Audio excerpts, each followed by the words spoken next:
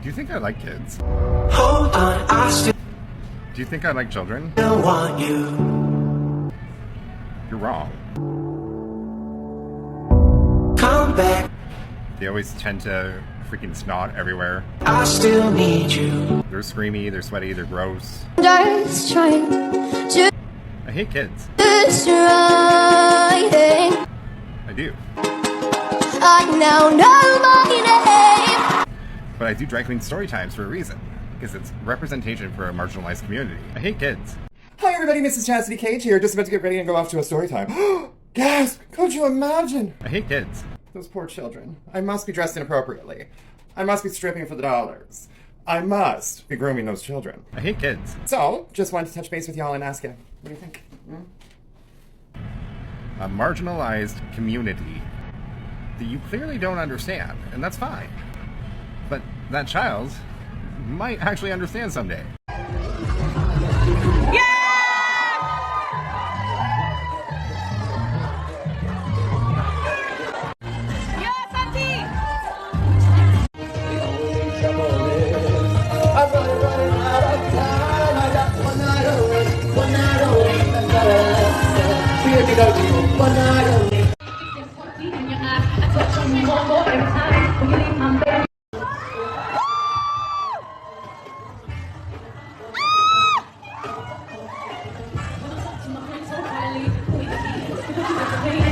I hate kids. That's why I do it. You don't have to take your kids. We're not forcing you to take your kids.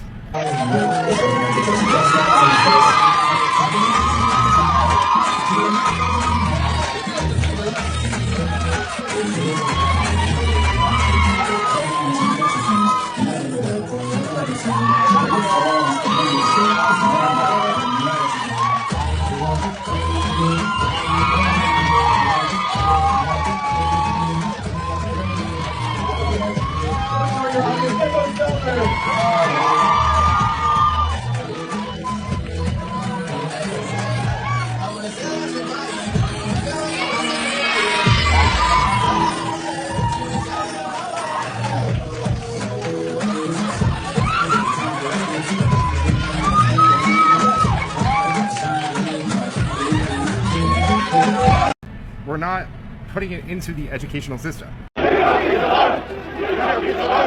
He's a boy, let's leave it that he's a boy. My girl knows she's a girl, let's leave it that she's a girl. We don't need people to bring up books in local libraries about genderqueer, showing people doing inappropriate things, which is an adult consent thing. You can't push this stuff to our kids. That's right. It's wrong. It's grooming. It's sickening.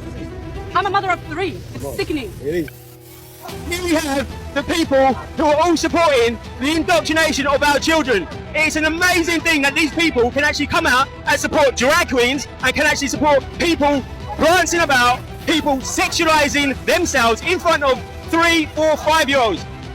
We're not implementing this. Why you're teaching pedophilia in school at 9th graders? Teaching what? Pedophilia, pederasty, right here. Pederasty, as I've discussed with you before, twice in my office when you come to view the materials, I've explained to you that this is done because we are talking about historical perspectives of how gender relations and different types of sexual orientations have existed in history. So this is something that's occurred in history, and so this is really important for us to input. Stop it. Yeah. We're not going to call them that. We're going to call them MATs. Minor attracted persons. So don't judge people just because they want to have sex with a 5-year-old. Members of the board, my name is Craig Schubert. I'm the mayor of this city. It has come to my attention that your educators are distributing essentially what is child pornography in the classroom. I've spoken to a judge this evening. She's already confirmed that. So I'm going to give you a simple choice. You either choose to resign from this Board of Education, or you will be charged. Thank you. Turn off the Fox News. Your parents listen to Fox News to be class. This is my classroom. Most of y'all parents are dumber than you. I'm gonna say that out loud. My parents are freaking dumb. Okay? If you don't believe in climate change, get the hell out. If you don't want a drag queen to read your kid a story about how their shadow is purple, or why they have 2 mummies. Hi, my name is Galaxy Rose, and I'm going to be reading for you Fred Gets Dressed by Peter Brown. Fred is naked. He romps through the house, naked and wild and free. He romps around his bedroom and across the hall and into Mom and Dad's bedroom.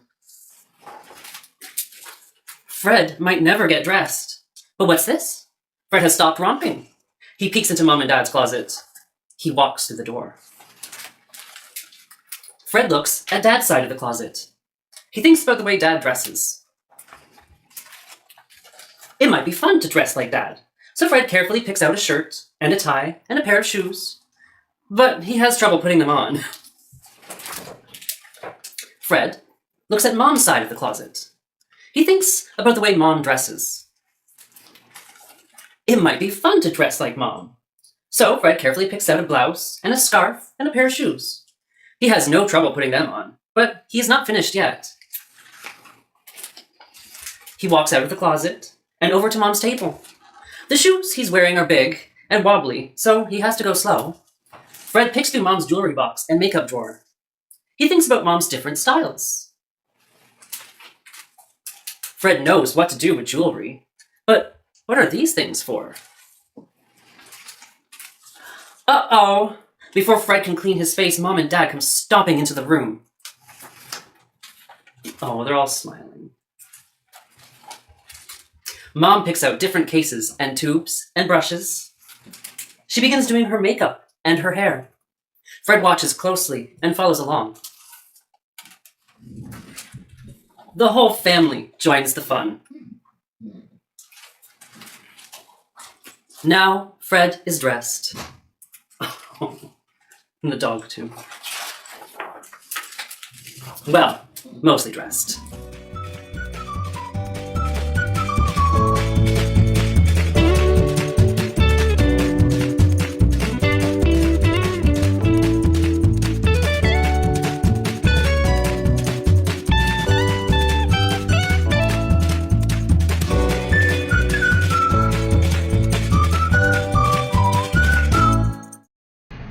Nobody's forcing you.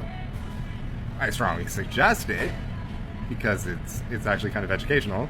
Hi, my name is Brad Taylor, and I just finished my freshman year at RHS. I've been a part of District 196 schools now for 10 years, and I'm going to give you a glimpse today of what's actually going on inside these schools. Despite the board's attempt to deny it, District 196 schools are quickly becoming a place where promoting activism is actually more important than promoting education. I'll take you back to my first day at RHS this fall. The principal came out and gave us a heartfelt speech about equality and standing together. He began to list countless races, such as Latino, Asian, expressing how much they matter and how important they are. But never once did he mention a race or identity that reflects me, or half the kids that were in the class. Now, members of the board, I know you haven't been to school in a while, and I know none of you, or most of you, don't have any kids left in the school district. But you must admit how uncomfortable it will be to be characterized just by your skin color on the first day of school, and be thought that you were wrong just because of your skin color. So I'll never forget the look one of my friends gave me from across the room as we were sitting there listening to this blatant bias being expressed in the so-called equity statement by the leader of our school. To be clear, I don't need you to tell me that I matter, but hearing the condolences given to other races and leaving just one race out, inevitably you'll start to feel like you've done something wrong. And in our principal's attempt to unify us, he instead created unwarranted boundaries and barriers between his students, pitting us against each other based on characteristics that we can't control. In another separate instance, I was told that writing "All Lives Matter" on the whiteboard was political and could be seen as offensive. When I questioned the teacher after class, she told me that she didn't have an answer and she just had to erase it, and it was quickly erased. There are political signs all over RHS, about specific races that matter, specific sexual orientations that matter, and specific perspectives that matter. But when I questioned the RHS administration about how these signs were political, they told me that they were supporting human rights. So when I questioned why the equity statement couldn't represent all students, they told me that to even ask that question was outlandish and offensive. And when I asked why that was, they told me, quote, "Whites have a pretty good situation right now," unquote. So is that not racism? Disregarding my question merely because of the color of my skin. To be honest, after enduring a year of the people in charge telling me that I'm a racist and I'm privileged and pointing out our irreversible differences, I've never noticed race more. And it's becoming the first thing I notice when I meet someone, which has never before been the case. RHS administration confidently told me that RHS students and staff are happy with their equity statement. But from my experience in talking with other students, this is not the case. I know many kids who disagree with their teachers, but they're too scared to stand up because they're worried that their grades will be docked and their learning experience will be affected. My honors government teacher, I'm not going to say his name, but he's mentioned that Democrats care more about all people while Republicans only care about themselves. And he's also inferred to us that socialism is better than democracy. He even had a statue of a socialist leader in his classroom. I've been told by a lot of kids that they just stay silent and adjust their schoolwork to reflect an acceptable opinion to secure a good grade. I've been approached by multiple teachers who have told me in private that they just want to say that they agree with me and they support me standing up, but they can't say it in front of the class for fear of being disciplined by the administration in some way or losing their jobs. There is clearly only one way to think in this district, and that is that they are teaching their kids to shut up if they don't agree. Now, members of the board, I want you to take a good look at yourselves in the mirror tonight and ask, are you really standing up for the equality of all people, or are you just pushing a damaging political ideology on our students? A fellow coworker at my job, who, by the way, is of color, discreetly told me that the school seemed to be pushing a very leftist agenda in class. This proved that not everyone is happy with your school, and not everyone who isn't happy is white. Now, due to all these instances I've mentioned, and many more that I can't fit in this 5-minute speech, I have decided to leave this district and continue school on a private Christian school online.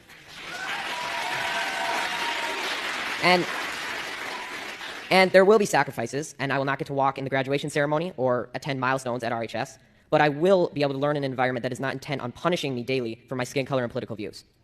Now, regardless how you take my speech, whether you just shrug it off as malarkey or Fox News talking points, I encourage you to think about it, because someday I'm going to be a leader. I may be the president, a governor, or just a professional golfer, but I will never stop believing that everybody has value, no matter their skin color or personal beliefs, and it's a shame that you're not going to be able to say that I was an alumni of RHS in District 196. Thank you. Good evening. Many of you know me, so I am here to discuss this atrocity of assignments. I want to first say you're a liar. It's not a rumor. I have the proof right here in my phone of the whom would you do it with, and my daughter specifically stated that the teacher put up a wheel on the classboard and it stated anal penetration, oral sex, licking of ear, kissing, and he wanted them to write down the initials of a boy or girl that they would do these activities with. Now, I don't know what's worse, wanting to know my child's sexual fantasy or who they're going to have anal penetration and oral sex with. What is he gaining from this? What do you gain from this information? Why has my daughter that naively did the assignment? Because she's scared. She wants to get good grades. She wants to be, get her license. She has to get good grades. And so she does this assignment. Where's the assignment? Why hasn't she had it turned back to her with her grade on it? What is he doing with it? Is this for his spank bank? Is he literally using this for his sexual deviant? These are questions that need to be answered. He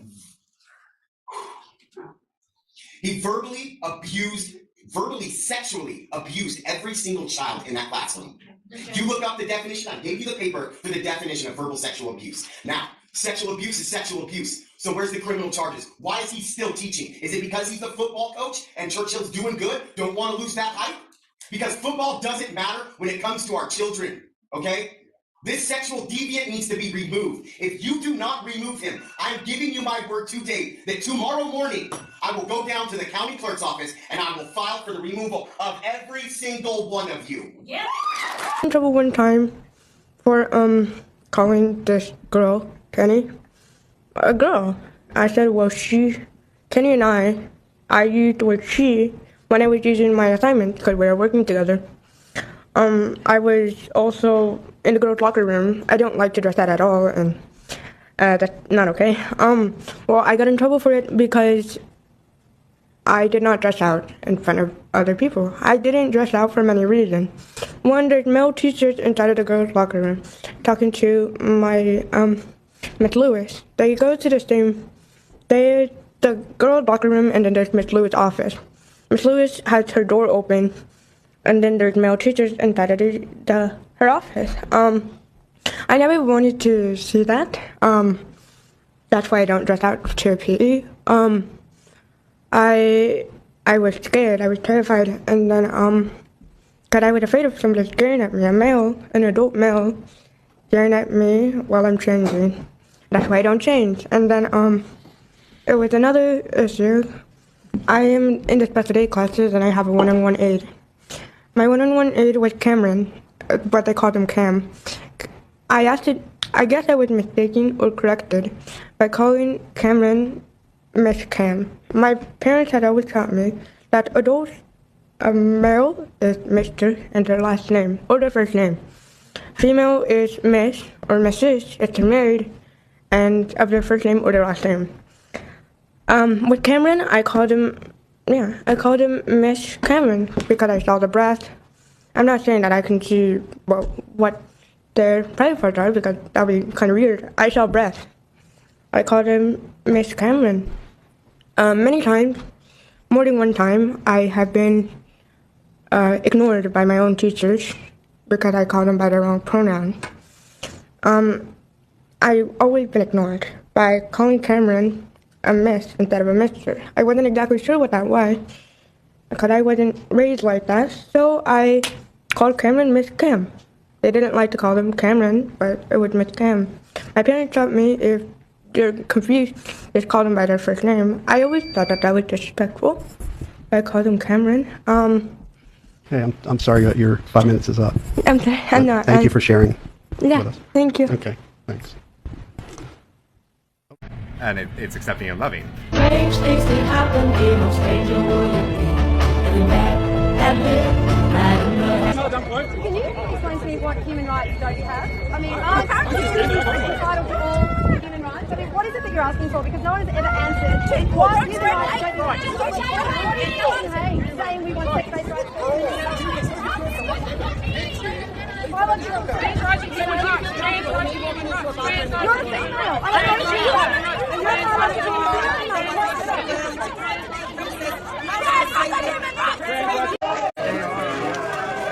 Do not touch him! Don't touch him! Hey! This guy just shoved the old guy right down on the ground. Really? Well, come on! No, man, we got it on video.